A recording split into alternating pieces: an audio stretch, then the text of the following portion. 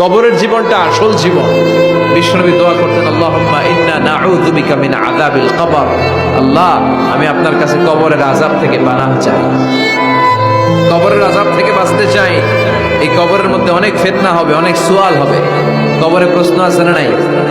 কথা বলেন। প্রথম প্রশ্ন জিজ্ঞেস করা হবে, মার রব্বুক, তোমার রব কে? বলেন, আমাদের রব কে? ওয়া মা দীনুক, তোমার ধর্ম কি?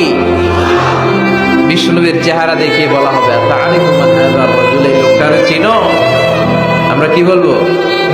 আমরা চিনি, উনি আমাদের প্রিয় রাসূল মুহাম্মদুর রাসূলুল্লাহ সাল্লাল্লাহু আলাইহি ওয়াসাল্লাম।